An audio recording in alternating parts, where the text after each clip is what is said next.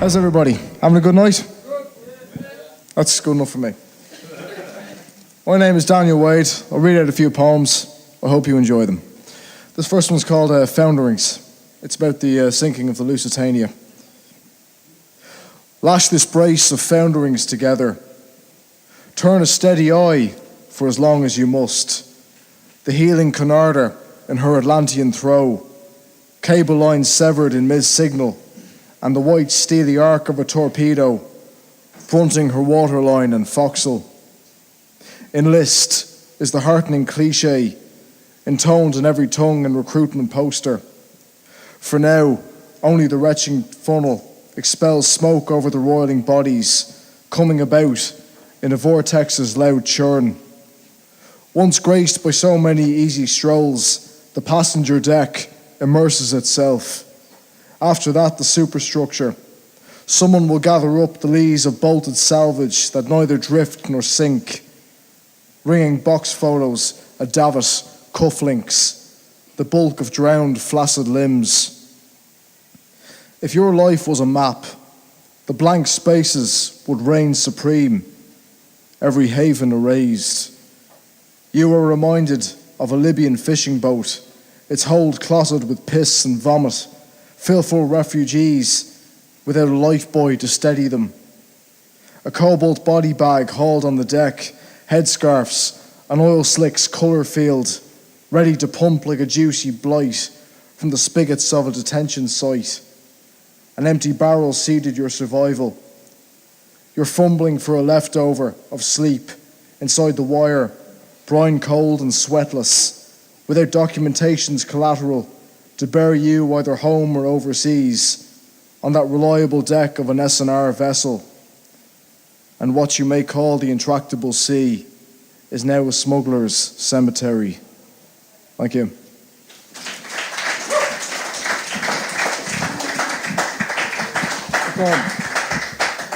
Let me bring this down a little bit.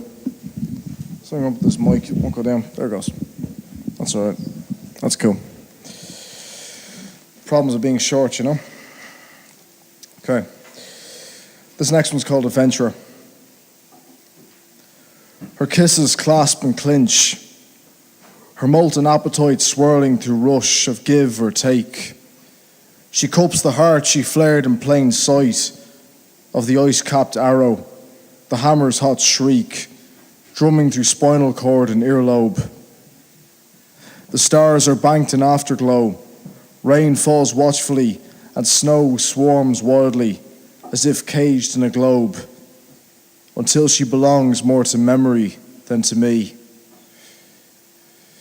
Should you ever ask why I let her leave, allowing exaltation to be cut so easily off, I'll answer, I never had her courage for life, nor her adventurous zeal for the mess of love. Thank you.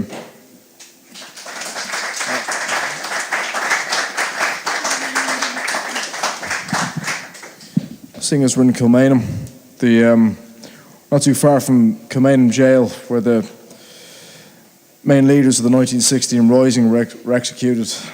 This one's called Martyr Meal. In Kilmainham Yard, a blindfolded man stands before chaos's red wellspring, rigid and reconciled, unkempt and calm. Were he able to see, his eye would be met by a theatre of hawk-eyed bayonets, glossed barrels, ripe triggers, the sun's grey diplomacy. Sweat pools from his brow like whale oil. The wind closes ranks around him. The gate opens. Wide is the mouth of a fabled beast, drooling for its martyr meal.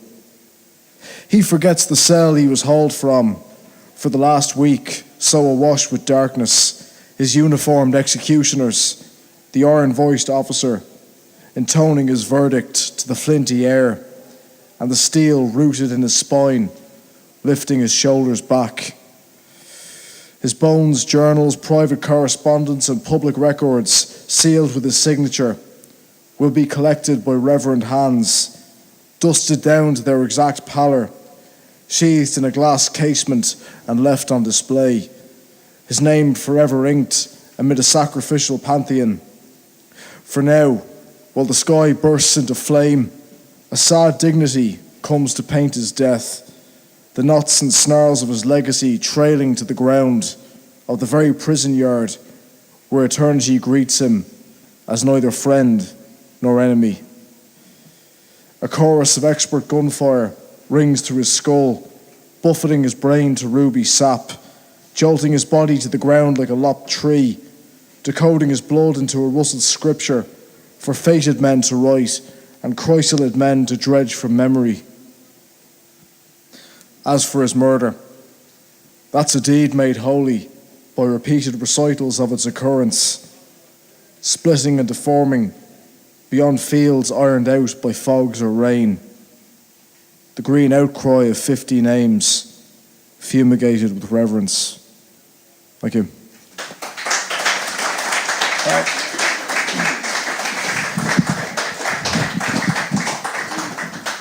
As you probably noticed, I'm a fairly happy kind of guy.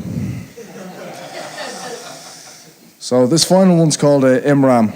And for those of you who may not know, the MRAM, or the MRAME, is a series of stories, Irish stories, a series of adventure stories that were told about seafarers, the most famous one being about St. Brendan.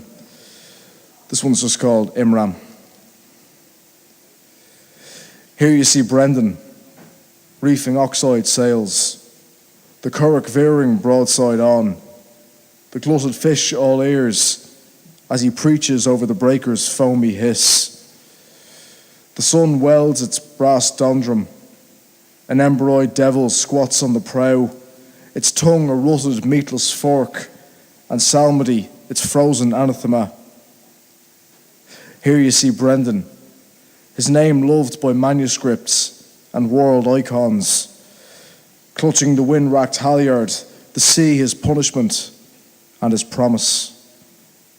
The sails shiver, the oars prod a humpbacked islet, shaggy with the green of algae, to rear heavily and sink in white seizure. A following wind dives low, interring the boat's flax-sheet skeleton in and among the grave fathoms, slag-scorched waves buffeting her hull in a lather of sparks. And here you see Brendan, cataracts of salt, jabbing nostril and eyelid, a rust-bitten halo now is bearing the Eden shore in his exhausted sight. Thank you. Thank you, Alan. Thank you, Conor.